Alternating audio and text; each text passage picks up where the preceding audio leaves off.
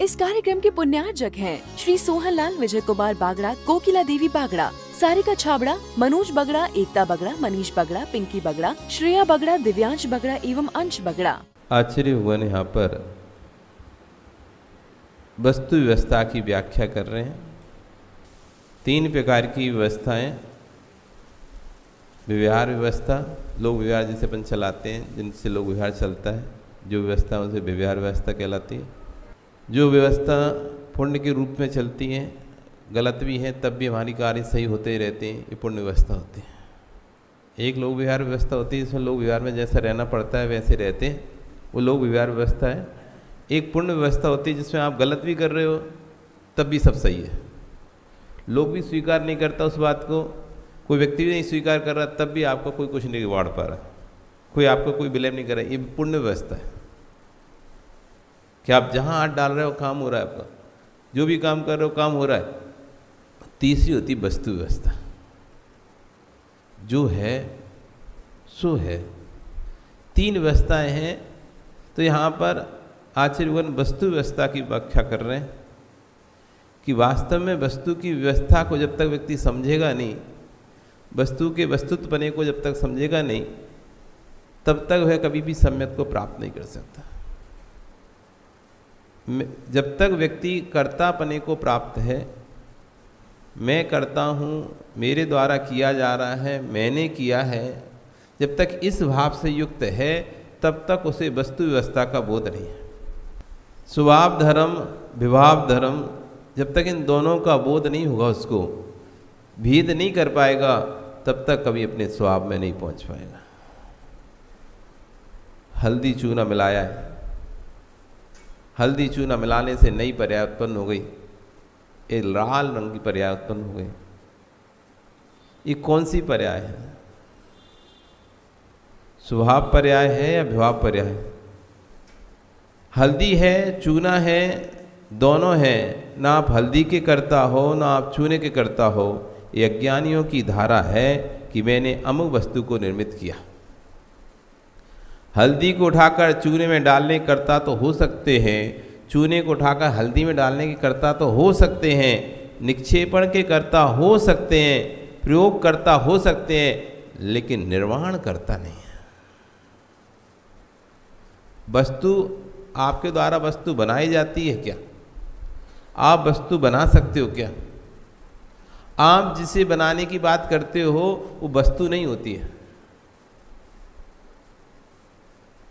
आप रोटी बनाने की बात कर रहे हो, हमने रोटी बनाई, पर रोटी जिन सामग्री से बनी है उन पौद्गलिक वर्णाओं को, जो कि अनाज के रूप में है या आटे के रूप में है, अन्न के रूप में है, वो पुद्गल की वर्णाओं को आपने बनाया क्या?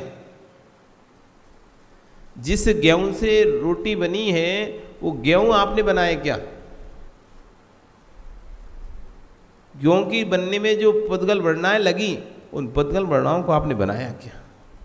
आपने तो बस पिसे हुए आटे का एक आकार दे दिया और कहती है मैंने बनाया है। जगत में जितने भी वैज्ञानिक हैं, जितने भी वैज्ञानिक हो रहे हैं और हो चुके हैं, कोई भी वैज्ञानिक ने कर्ताशाला में काम नहीं किया।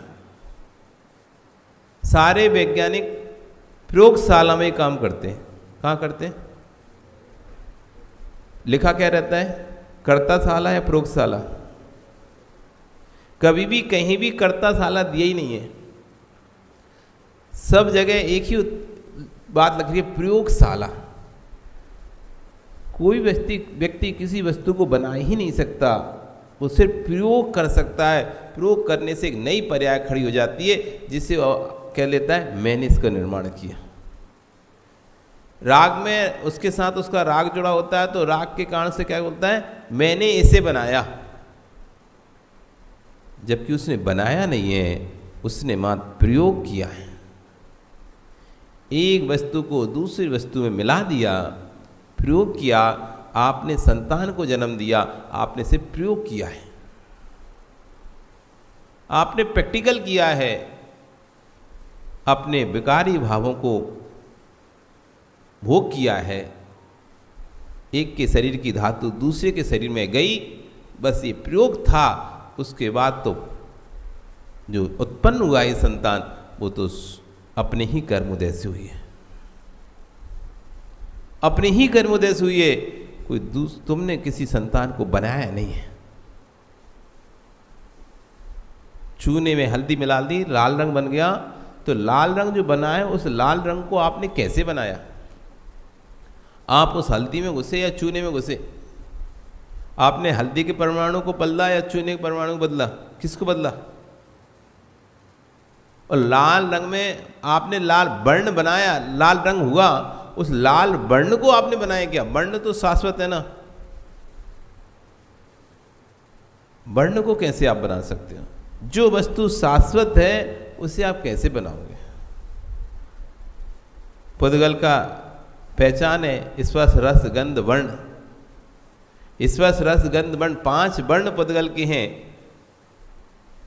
तो उन 5 वर्णों को आप बना सकते हो क्या? नहीं बना। यही आचार्य मुनि कह रहे हैं, हल्दी चूना तो ज्ञानी प्रकृति की वस्तु थी, उसको मिला दिया, ये नवीन पर्याय झलक रही है, नवीन पर्याय की दृष्टि से नवीन है, 2 वस्तुओं के मिलने से नवीन वर्ण तैयार हुआ है, इसलिए नवीन दिखाई दिखता है, परंतु वस्तुत्व से देखोगे तो प्राचीन ही था, वो लाल वर्ण पहले से ही है। आपने क्या बनाया?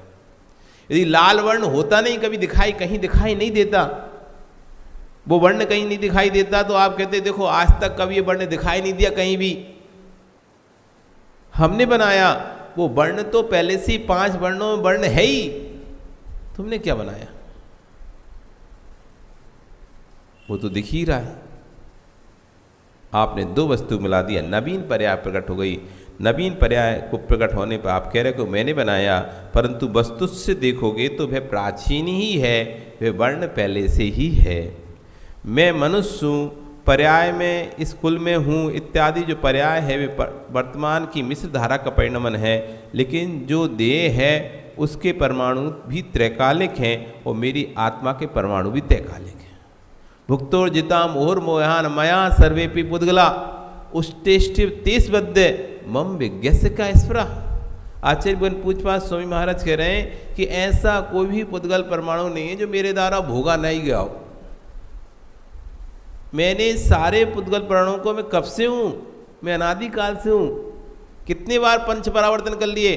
अनंत बार पंच परावर्तन कर लिए हमने। एक पंच परावर्तन का काल होने में अनंत वर्ष लग जाते हैं,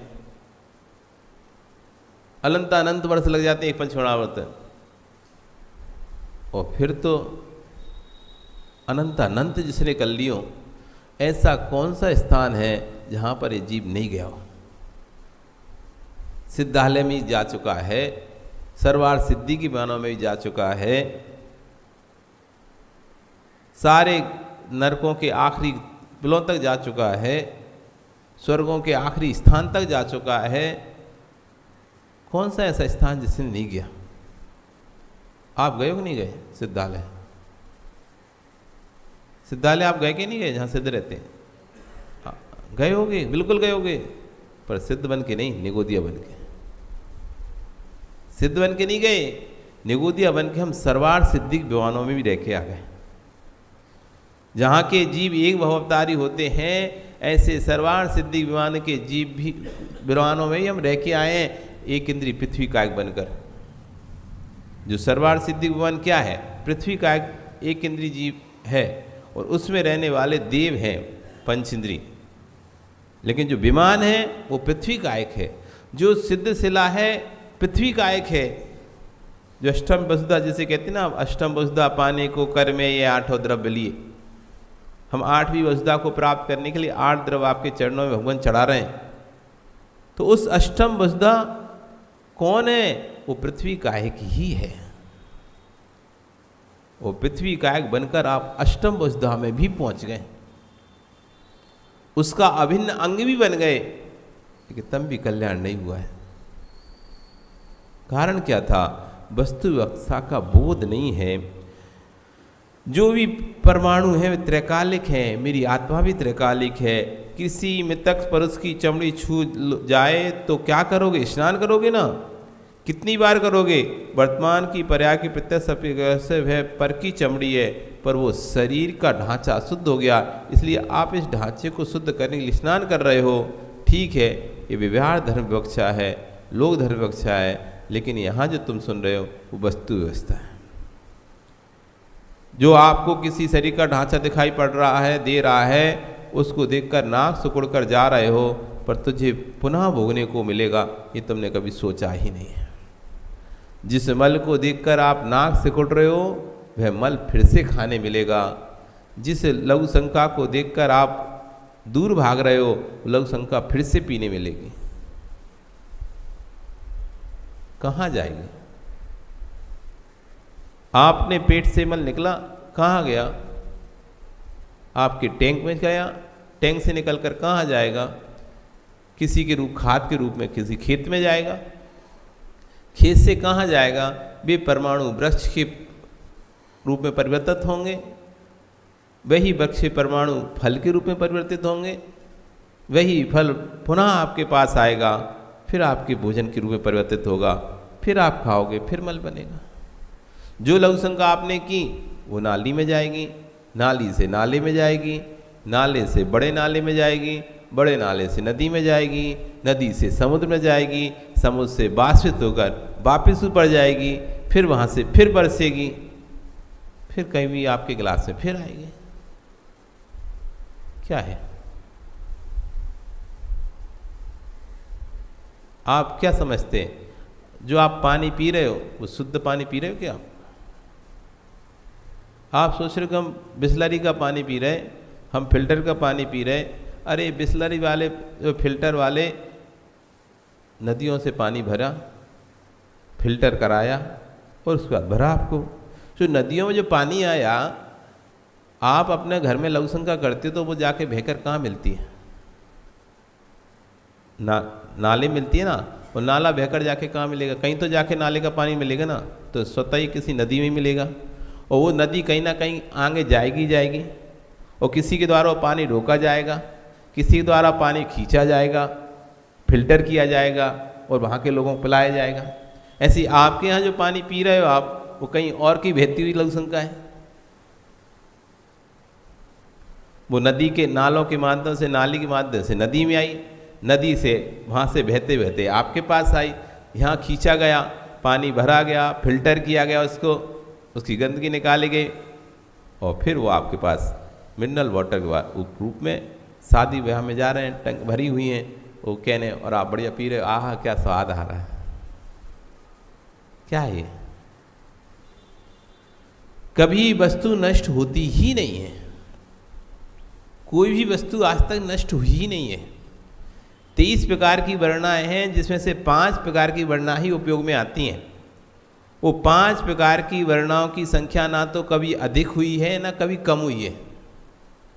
जितने भी पुद्गल हैं, ना तो कोई जीव आज तक कम हुआ ना कोई जीव आज तक बढ़ा है। जितने जीव हैं उतने ही जीव रहेंगे। मतलब 6 द्रव्य की संख्या जितनी नियत है, वो 6 द्रव्यों की संख्या उतनी ही है। ना तो एक भी द्रव्य आज तक कम हुआ है, ना एक भी द्रव्य आज तक बढ़ा है। आप सोच रहे कम हो गया, कम हो गया, कोई कम नहीं होता। मर गया जी, मर गया, अब तो कम हो गए, इधर से मर गए दूसरी जगह पैदा हो गया, कहाँ कम हुआ? कि सिद्ध बन जाएंगे फिर तो कम हो जाएंगे, तो यहाँ से मर के सिद्धालय में चला जाएगा, तो फिर यहाँ तो कम हो जाएंगे, कहाँ से हो जाएंगे? निगो से निकल के फिर यहाँ आ जाएगा। कम कहाँ होना है? जो पुद्गल परमाणु है, पहले भोजन के रूप में थे, फिर मल के रूप में बन गए, फिर मिट्टी के रूप में बन गए। जो पुद्गल परमाणु थे, पहले वस्तु के रूप में थे, सड़ गए, सड़ने के बाद वापस मिट्टी बन गए, नष्ट हो गए। रस्सी जली, रस्सी जली, राख बन गई। तो जो रस्सी के परमाणु थे वो राख के रूप में परिवर्तन हो गए। नष्ट हुए कहाँ पर? राख थी वो मिट्टी में मिल गई, जो राख के परमाणु थे वो मिट्टी बन गए। जो शरीर था जला, चिता के रूप में चिता पे जलाया तो ये राख के रूप में परिवर्तन हो गए। सारे शरीर के परमाणु मिट्टी में मिल गए। नष्ट हुआ कहाँ पर है? कोई भी चीज़ नष्ट हुई थी।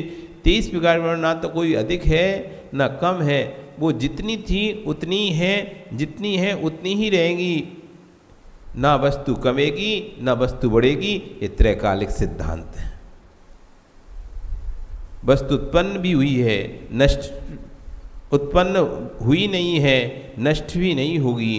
पर्याय उत्पन्न होगा, पर्याय नष्ट होगी। आज आप ये वस्तु का उत्पाद व्यय है, उस उत्पाद व्यय की धारा को न समझने का अज्ञानी रो रहा है, बिलख रहा है, मुस्करा रहा है। एक रो रहा है, दूसरा हंस रहा है, ज्ञानी मध्यस्थ है। उसे समझ में आ रहा है कि जो नष्ट हुआ है वो भी नष्ट नहीं है, जो उत्पन्न हुआ है वो भी उत्पन्न नहीं हुआ है। आप रोते हो, हम अपने परिवार को नहीं छोड़ सकते, रो रहे हो, छोड़ने कोई कहे हम महाराज अपने परिवार को नहीं छोड़ सकते, कितनी जिम्मेदारियां हैं, हमारे भरोसे रहते हैं ये लोग। तो भैया इसके पहले भी तो आप कहीं दूसरी पर्याय में जब थे तब भी तो यही बातें करते होगे। आज इस पर्याय में कह रहे हो मैं इसको नहीं छोड़ सकता, ये मेरे बिना नहीं रह पाएगा, मैं इसके बिना नहीं रह पाऊंगा, मेरे बिना कोई घर नहीं देख पाएगा। तो इससे पहले जिस पर्याय में रहोगे वहां भी इसी तरह बोलते होगे। क्या सुरेंद्र जी नहीं बोलते होंगे? इस पर्याय से पहले जहां भी मनुष्य पर्याय आप आए तो किसी न किसी पर्याय से है ही, ये तो पता है ना।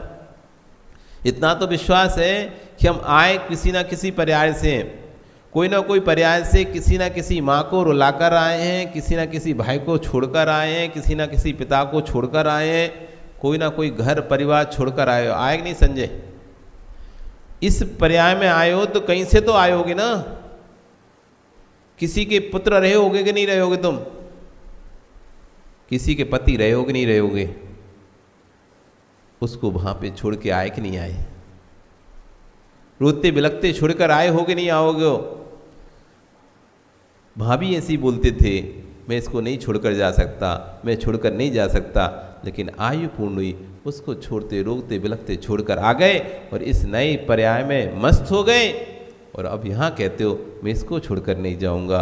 यहाँ से भी जब आयु पूर्ण होगी यहाँ से भी चले जाओगे, फिर दूसरी पर्याय प्राप्त करोगे, फिर वहाँ मस्त हो जाओगे। एक व्यक्ति एक मुनिराज के दर्शन करने गया। मुनिराज अवधि ज्ञानी थे, अवधि ज्ञानी मुनिराज थे। तो जैसे उसने दर्शन किए तो मुनिराज ने उसको देखा और देखते ही कहने लगे, अरे कल्याण करो, तुम्हारी आयु मां 3 दिन की शेष बची है। क्या कह रहे हैं महाराज? हाँ, तुम्हारी आयु 3 दिन मात्र की शेष बची है, अपना कल्याण कर लो। वो डर गया, तो महाराज फिर मेरा क्या होगा 3 दिन बाद? कि तुमने इतना निर्माल का सेवन किया है, इतना मंदिर का द्रव्य खाया है, 3 दिन बाद तुम मरकर विष्ठा में कीड़ा बनोगे। क्या कह रहे हैं महाराज? हाँ। वो तो अब महाराज को छोड़ा, अपने घर पहुंचा, बेटी को बुलाता है, आज मैं दर्शन करने गए थे महाराज का, उन्हें बताया मैं 3 दिन बाद मर जाऊंगा। अब पक्का नहीं महाराज सच बोल रहे हैं या डरा रहे थे, लेकिन इतना बात सत्य है कि यदि एक बात सत्य निकलेगी तो उनकी दूसरी बात जरूर सत्य होगी। कि दूसरी बात कौन सी? ये दूसरी बात ये है, यदि मैं 3 दिन में मर गया तो दूसरी बात उन्होंने कहा कि विष्ठा में कीड़ा बनूंगा, तुम्हारे घर में जो संडास है उस संडास से मैं कीड़ा बनूंगा। यदि मैं 3 दिन बाद मर गया बेटा, अगर मैं कीड़ा बनूं तो तू मुझे तुरंत मार देना। मैं ऐसी पर्याय में नहीं रहना चाहता। मैं कहाँ विष्ठा में, जिस विष्ठा को कोई पसंद नहीं करता, ऐसी विष्ठा में मैं कहाँ पर कीड़ा बनकर रहूंगा, तू सोच। बेटे कहते हैं पिताजी चिंता नहीं करो, यदि पहली बात सत्य होती तो दूसरी बात सत्य होगी, तो मैं तुरंत आपको जैसे ही आप कीड़े बने होगे आपको मुक्ति दिला दूंगा उस पर्याय से। इस कार्यक्रम के पुण्यार्चक थे श्री सोहनलाल विजय कुमार बागड़ा, कोकिला देवी बागड़ा, सारिका छाबड़ा, मनोज बगड़ा, एकता बगड़ा, मनीष बगड़ा, पिंकी बगड़ा, श्रेया बगड़ा, दिव्यांश बगड़ा एवं अंश बगड़ा।